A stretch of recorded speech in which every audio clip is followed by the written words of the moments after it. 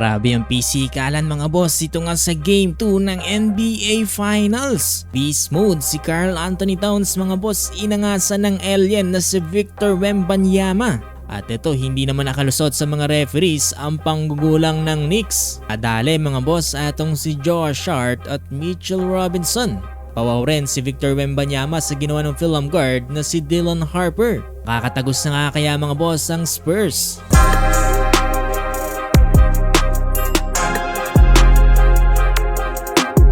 Ito na tayo mga boss, Game 2 ng NBA Finals dito nga sa pagitan ng San Antonio Spurs kontra nga dito sa New York Knicks. Kakaalaman na kung makakabawi nga ba ngayon ng Spurs. Starting lineup for the San Antonio Spurs, atong sila De'Aaron Fox, Stephon Castle, Devin Vassell, Julian Champagnie at itong si Victor Wembanyama. Para naman sa Knicks, atong sila Josh Hart, OG Anunoby, Jalen Brunson, Mikal Bridges at Karl Anthony Towns. Unang puntos para sa Game 2 ay nakamit dito ni Devin Vassell mula nga dito sa kanyang 3-pointer.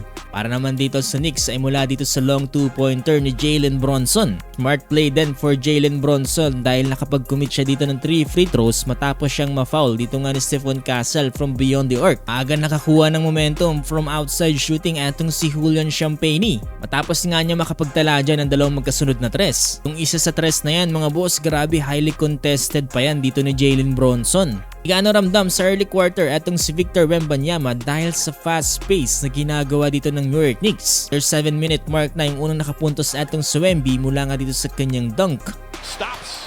Finds Wemby inside with the... Jalen Brunson again mga boss, another 3-pointer for the New York Knicks. Pinasok na rin kaagad atong film guard na si Dylan Harper at ito no hesitation layup. Nagpahinga na rin muna atong si Wemby pero eto mga boss sa another highlights for the film guard na si Dylan Harper. Handa ng pegi dito tapos dire-diretso inside the paint for the 200 dunk finish. Agos din kahit sa big man ng Knicks na si Karl Anthony Towns. Maski nga si Victor Wembanyama mga boss sa hindi makapaniwala si ginawa dyan dito ni Dylan Harper. Late quarter na rin nakakuha ng momentum etong si Karl Anthony Towns mula nga dito sa kanyang 2 consecutive possessions. Ramdam na rin yung intensity ng game. Grabe yung pisikalan for each team. Bago matapos ang first quarter, ganda ng combo dito nga nila De'Aaron Fox at Victor Wembanyama. Amang ang Spurs dyan 34-25. Opening ng second quarter, eto sagutan ng tres itong sila Stephon Castle at Karl Anthony Towns. Pero kahit gano'ng kagaling etong si Dylan Harper, hindi pa rin talaga nawawala ang mga rookie mistake. Nawagan ng offensive foul ang film guard. Pero sa kabila niyan ay unti-unti naman nagiinit sa ilalim etong si Karl Anthony Towns. Inangasan pa etong si Wemby. Halos sagutan lang ang laban mga boss. Eto another 3 points for the New York Knicks mula nga dito kay Iron Man Mikal Bridges. Kabawi rin naman kaagad itong si Dylan Harper mula sa kanyang pagkakamali kanina. Ito ganda ng reverse layup.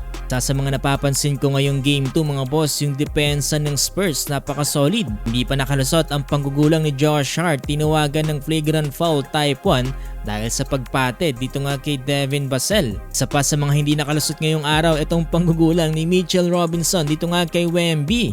Tinawagan siya dyan dito nga ng technical foul. Bad trip nga dyan ng head coach dito nga ng New York Knicks. Pero sa kabila niya ay unti-unti naman nagpapainit from beyond the arc etong si Mikal Bridges. Handa pa ng buzzer beater 3 dito nga ni Karl Anthony Towns bago matapos ang first half.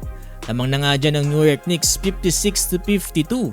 May 17 points na dyan etong si Towns samantalang 12 points naman para kay De'Aaron Fox at only 7 points for Victor Wembanyama. Tignan natin mga boss kung makakabawi nga ba ngayong araw itong San Antonio Spurs o matu-2-0 sila ngayon dito nga ng New York Knicks. Nga pala mga boss, nakikisuyo po ako sa inyo na pakilike po itong ating video at pakifollow na rin po sana mga boss itong ating page dahil magiging malaking bagay na po yan para sa ating channel.